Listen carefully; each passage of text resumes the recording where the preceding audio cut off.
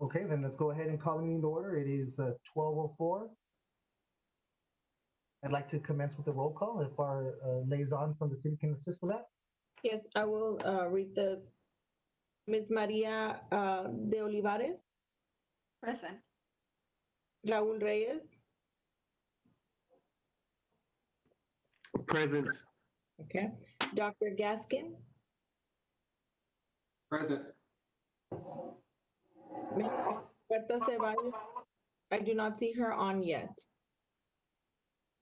Okay, Mr. Roberto Tellez Present. and Ms. Karen Elizondo Present. and Mr. Juan Vargas. Present. Mr. Chairman, you have a quorum. Awesome. I believe we have minutes from the last meeting that need to be approved on September 4th, 2019. I think they were sent us ahead of time. Is there any corrections that need to be made? If not, I'd entertain a motion to approve. So moved. It's been moved and seconded to approve the minutes from September 4th, 2019. All those in favor signify by saying aye. Aye. Aye. All those opposed signify by saying nay. Motion approved. We move into citizen comments. Has there been any citizen comments submitted, Ms. Martinez? I will defer to Ms. Nadia De Leon. Have we received any citizen comments, Ms. De Leon? Not at this point. Let me refresh just to make sure we have not received any more. And just to remind the board, the citizen comments can come up until 12:15, so we can revisit if something else comes in. It's refreshing. There you go. No, there's no comments at this moment, but yes, like Ms. Martinez mentioned, we do have up to 12:15. So anything comes up, I will let you know. Okay, perfect. Thank So then you. we'll go ahead and go into the agenda item number 5, I think. Correct, number 5. Yes, the agenda item is discussion and possible action to accept and review third-party funding fiscal year 2020-2021 applications. Mr. Chairman, I would like to give you all a brief, discussion and presentation on the applications. I know I did submit an email to each board member with instructions on how to start looking at those applications. And after, the presentation that I give you and the information I give you, I would like to entertain a motion for the board to possibly give a deadline for our committee members made all the scoring, and so that we could possibly get the next meeting to discuss scores and discuss amounts that would then let me make the presentation at council, which would be August 11th. The council meeting would be August 11th. So after we speak on the presentation that I had, just some information for the committee, I would like for to entertain that motion of possibly meeting on Friday at 12 or Monday at 12 or 6. Okay, but I'll start. I'm going to share my screen so y'all can see how many applications we received. I have a question concerning that. Yes. This is Juan Vargas. Yes, Mr. Vargas. I didn't see the Laredo Regional Food Bank application. Am I missing a page, or did they not submit an application? Let me check let me check real quick and I'll let you know. They didn't submit, Tina. Okay, they didn't submit. They did not submit? They did not.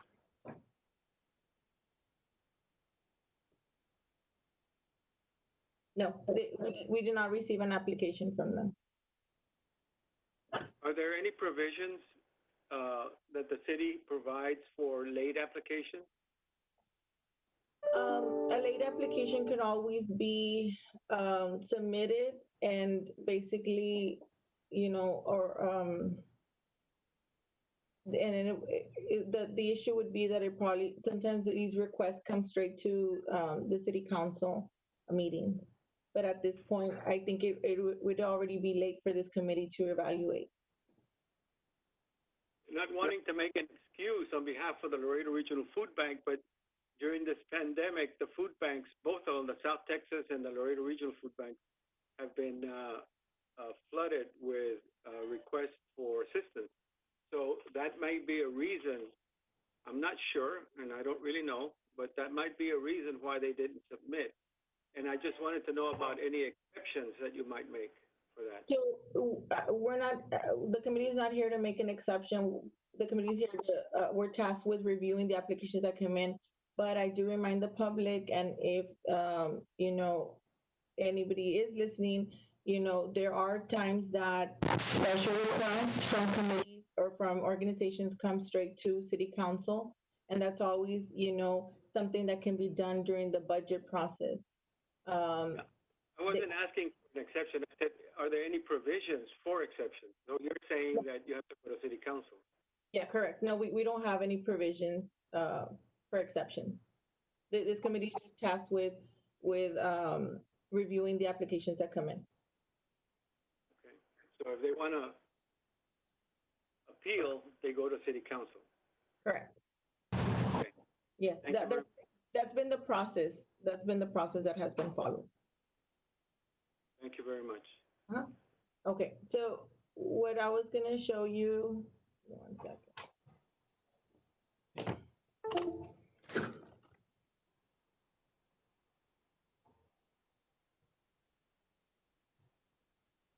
Hello?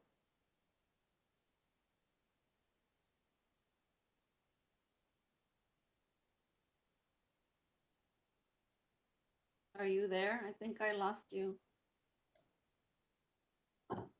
Yes, No? it's reconnecting. I'm sorry. Okay. Can y'all hear me? Yes. Yes, I can hear you. Yeah. It disconnected. Give me 1 second. Can y'all still see my screen? I think it The just, summary? Yes. okay, Yes. You can see the Excel sheet, Tina. okay. Because it's, I'm gonna stop and share it again because it's not letting me move on my side.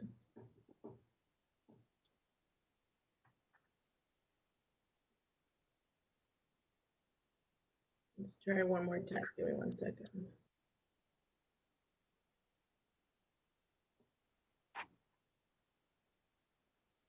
Okay, so what I wanted to share with the committee was, as you all might have seen or started, get a chance to see from the email that we sent you, we got 12 hotel motel applications and we got 23 general fund applications. In total, so that the amount being requested by hotel motel, amount being requested is $615,000. And the total amount being requested by general fund is $778,962. The available funds that the city will be putting aside for these two rounds of application are as follows. For hotel motel, the city will only have $552,000 available. And for general fund, we will only have $404,814,000. So what this means is that, you know, your evaluation and scoring of the applications will be critical to basically determine the amounts that should be requested. Just to give you a snapshot also, based on last year's allocations, and this is just so that, sorry, maybe it's too small. I hope that's a good size so y'all can, but just based on, this is just a summary so y'all can look at like an example, Border Olympics requested, it currently got funded this year, 125,000, but they've requested 130. And I'm just gonna skip through them, but as you see, most of them are requesting additional money from what their current allocation is. Some of them did request the same amount, and for general fund, the same thing. Their current, let's just go with the first application, our area health education center is received actually this year 5,000, but they're actually requesting 50,000. So just as an example, this is what they, and we have a few new applications, and we have a few applicants that received funding this year that did not resubmit. So these are a bit of the applications that a little bit of summary of the applications that we did receive We went through them. We believe that they all are complete in the sense of they have the information needed to score and evaluate, but we did notice some of the applications had a few deficiencies or were a little bit different, and I just wanted the board to take note of that. As an example, Border Olympics we didn't really see the marketing proposal attached the way that we had requested. So when you're scoring that, you might want to take that into consideration. That is a requirement for hotel motel. Other than that, Laredo Heat Soccer, this is a new applicant, so they did not submit the IRS form correctly. We will be asking them to resubmit that, but that just shouldn't stop you from being able to evaluate the application. Mr. Chairman, I do notice that Ms. Ceballos, Roberta Ceballos, has joined the meeting. And it's also 12:15. Can we get an update if there's any comments? This breaks the deadline. You're muted, Nadia. Hi, I had to change computers as usual. No problem. Ms. Ceballos, thank you for joining us. Look, 1 second, let me refresh.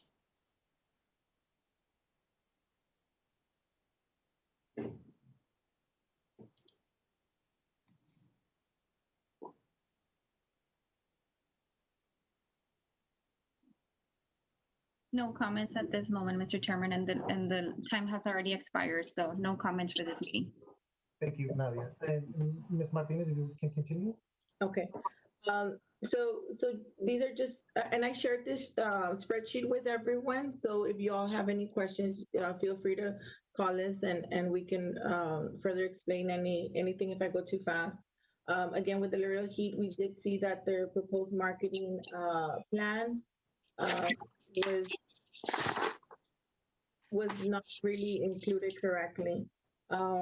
We also saw the Mexican Culture Institute, document. This one was just a documents missing a signature, and that might have been a confusion on the. Yes, Mr. Reyes, we do see your raised hand. I'll be right with you. All right. I do see that this aid to agency body resolution. We feel that this one might have just been a little confused on whether it was their signatory or our signatory person that had to sign. And of course, it should have been someone from their office. So I did see that a few of the agencies might have not understood that part of the application, but I don't think that stopped them from applying. Mr. Reyes, I do see that you had a question. Yes, absolutely. I just wanted to know, I know last year we had an issue with some of the organizations not providing their IRS Form 990. Is that still something that we have a lot of? We did see that in, I believe there was, as I mentioned, one agency, which is a new applicant. So they might have not understood that it could be your most recent 990. They might feel that they haven't filed their 990. Okay. So that's why, yes. So we will clarify that for them and we will get it included in the application. But we feel that it might have just been a new applicant that did not understand that remember we changed that last year, that it would be your most recent filed 990. And that caused a lot of confusion last year because everyone thought that it had to be your most current one. And a lot of agencies felt that they still hadn't submitted their 990. Thank you. And so, and again, I did send to you all this, did anybody not receive this spreadsheet? But you know, you're more than welcome to ask us any questions. On the general fund side, we did have, again, you know, one, Bethany House was missing a signature, which this is the one I believe that it sounded even a little confusing to us when we saw it. I think generally some of these agencies thought that it had to be signed by us, but it was actually something that had to be signed by them. But everything else was included. I believe Border Region did have a few items that were missing. The partnership page was not filled out. So we'll get clarification on why they didn't submit to us, what other partners they have in the agency, in the community. I did, their annual report was pending. Usually every organization gives me like a little update on what they've done in the past with our funding, how they used our funding. So this one had a little bit more items that were pending. You all can take all this into consideration when you all score your applications. Do you all have any other questions at this point? Yes, I do. Isn't it a requirement that the application be completed in order for us to consider it? Yes, but in the past, in regards to these items pending, the board has approved to still consider it for funding and would just direct the staff to request these additional items from the agency. That has been the recommendation in the past, but you all are more than welcome to either accept them all or exclude the ones that are pending any items. I can understand one or two items, but like border region, it has quite a bit of things missing.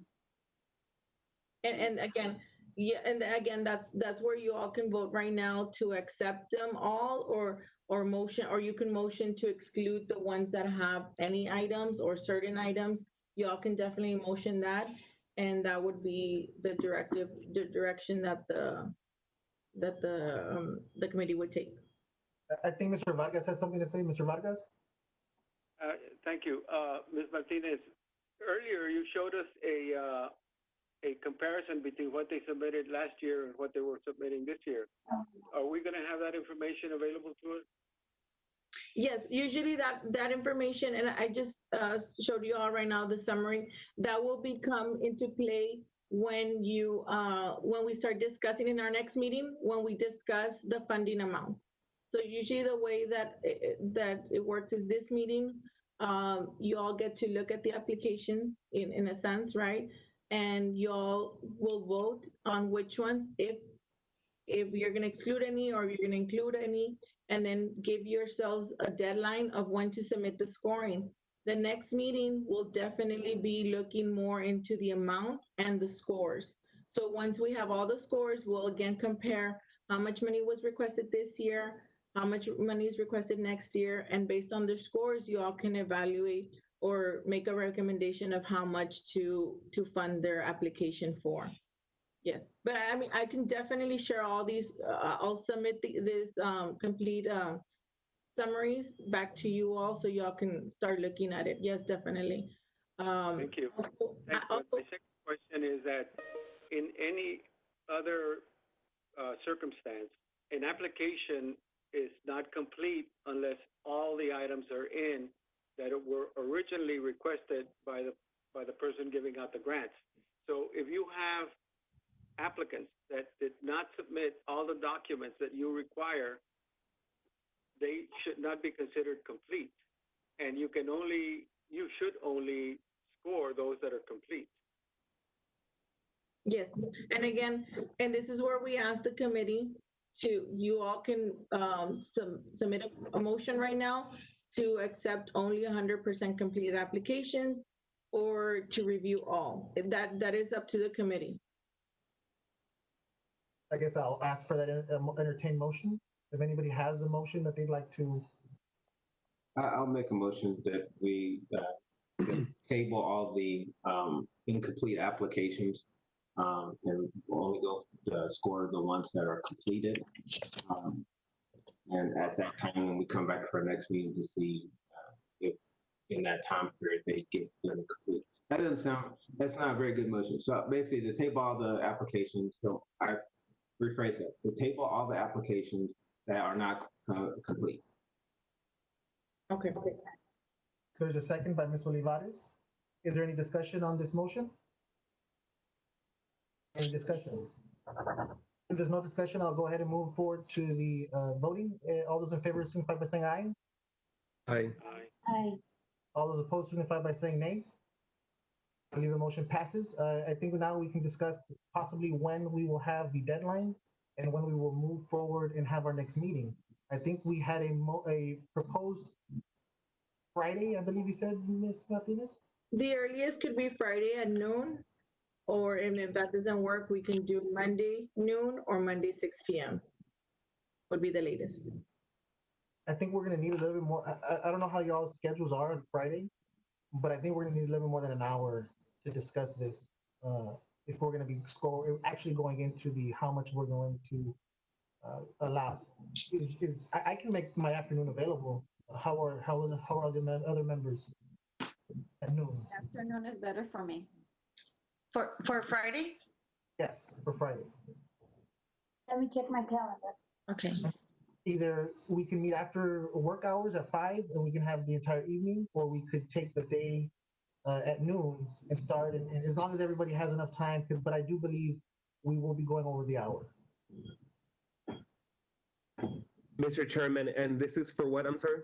For Friday, for our meeting to discuss allotment and the scoring that will be due that day. Okay. Mr. Tellez, the scoring would be for both hotel and motel? If possibly, yes, we would take from today, Monday until Friday, and we'll hopefully score both. Or if, the committee members feel that they need a little bit more time, then we could score the hotel motel fund first and then the general fund on Monday, or possibly do both on Friday. I don't know how the membership feels. And we need a vote right now to set both of those meetings up, because on Friday, I wouldn't have enough time to, I wouldn't. If it's an afternoon meeting, I would not have time to. So the best thing would be, I would suggest that you schedule 2 meetings if you like. That way we get it on the record and we, post it correctly. And if the first meeting we finish everything on the first meeting, then you can just motion to cancel the other meeting. That's fine. I think that should be. Yeah. Mr. Reyes, I'm sorry. Yes, can we possibly have, within the context of the agenda for both meetings, a status update on those incomplete applications? And perhaps instead of having to wait for another meeting, we can discuss and take action right then and there for Friday and our Monday meeting. Is that possible, Tina? Yes, you're basically, just to clarify, you're asking us to reach out to them and get clarification on what are the items to resubmit, and then come back to you all and advise you of the items that were pending, or? Yes, because remember that there is a motion that was passed, it pretty much stating that we table all of the incomplete applications. And in order for us as a committee to consider them and consider any type of funding allocation, I would assume that we would need to take action to get those from incomplete to complete and designate some type of funding for them. And I don't know if you recall, but I guess maybe I should have, before you all voted, maybe I should have gotten a little clarification. On the summary I sent you all, we stated that we considered some of them complete and some of them incomplete. So are you all just voting for the ones that considered incomplete, right? Incomplete, that's what I understood. Karen, I'm sorry, Karen. Have they submitted online before? Or This was the first year that we did the e-bid system. If you all recall, last year, we did a similar process. It was Google Forms. So yes, no, not the first time it was done online, but yes, it was the first time with this system. So yes, it could have cost different uploading criterias, different uploading requirements were. Okay. Yes, because some of the organizations that have applied last year, I mean, they should know. I mean, for example, Board of Regents, I was missing a lot of, some of the forms. I think they should have been aware of what they were submitting. So maybe it was the system, I'm not sure. Yeah. Tina, if I can add, For example, I know you all see Sacred Heart Children's Home saying that we weren't able to see the documents. So they were one of the ones that submitted on time, uploaded documents to the eBid system, but the way they were uploaded, we couldn't see them. Purchasing couldn't see them, Tina and I couldn't open them either, but they turned in also a paper application to City Secretary's office on time. So what we did is we uploaded that application ourselves. That way, you know, their application is able to be viewed by you all, right? So you might even see Sacred Heart Children's Home twice on your scoring, I guess, list of agencies, but that is the reason why we couldn't delete the first one. We didn't want to show that they submitted online on time, but we had to do that upload ourselves with the paper application. Now, not everybody submitted a paper application and online, you know, only a few of them, which wasn't encouraged, right? We said either or, but some of them still submitted both ways. So that was the case with Sacred Heart. So just so you all know, in case you can't open one file, then go to the next one. And that's the one that you're gonna be able to open, the one that we uploaded from their paper application. Okay, we sent, Ms. Ceballos? Yes, sir. I'm sorry. Ms. Ceballos, go ahead, go ahead. I'm speaking for Bethany House. We had sent the letters signed by the secretary, I mean, the forms signed by the secretary of the board. And, but we sent it email, so I don't know, because it's, we didn't have it signed, but we did. And we'll verify those, yeah, and we can verify with our purchasing department, see if they received anything. And this is why we bring this up to the committee. Some of these items are small that we just feel that might have been an issue when maybe uploading or something, and that's why we're considering them complete. The ones that we have a question mark are the ones that had more items pending where we feel that it was just an incomplete application. So Mr. Vargas? Yeah, either for Mr. Leon or Ms. Martinez, there's a lot of the comments on your behalf of deficiencies.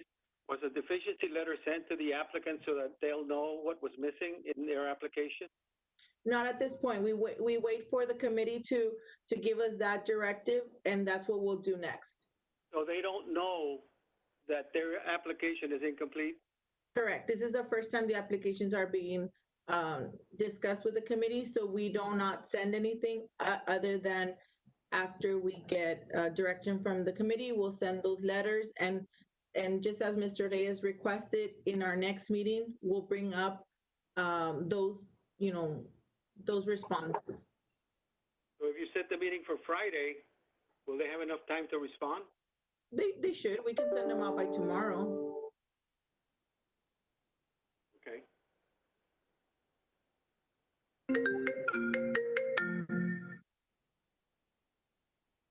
Any other questions or concerns? I think we had a proposed motion. I don't think we actually had a motion though, do we? No. For our next meeting day, well, I'll entertain a motion for Friday meeting for the hotel motel applicants. I think there's only 12 or 13 you said, so I think that should be, we should be able to get through that fairly well, pretty quickly. Mr. Reyes? Mr. Chair, if possible, could your motion perhaps include setting both dates? I'm only entertaining a motion, but if someone would like to include that, like you had instructed, I would entertain that motion as well. Okay. Yeah, I would recommend that well, I would motion, right, that we would have, in essence, 2 meetings set for Friday and Monday, and that we get an update on those incomplete applications within our agenda as well. That motion. There's a second by Ms. Olivares. The times. You all have to, the times. You just said Friday and Monday. Mr. Reyes, the time that you would like to have in your meeting, in the motion? Noon would be fine, if that's okay for everyone. Do I have a consent? Well, there's been a motion. Ms. Olivares, would you like to second that motion again? Yes, I would. I second that. Okay, so there's a motion to have meetings on Friday at noon and Monday at noon of this week and next week. All those in favor, or is there any discussion? If there's no discussion, I'll call the question. All those in favor signify by saying aye. Aye. Aye. All opposed signify by saying nay. All right, motion passes. So we'll have our meeting and an update on Friday of those organizations that had deficiencies. And we'll look forward to seeing everybody on Monday.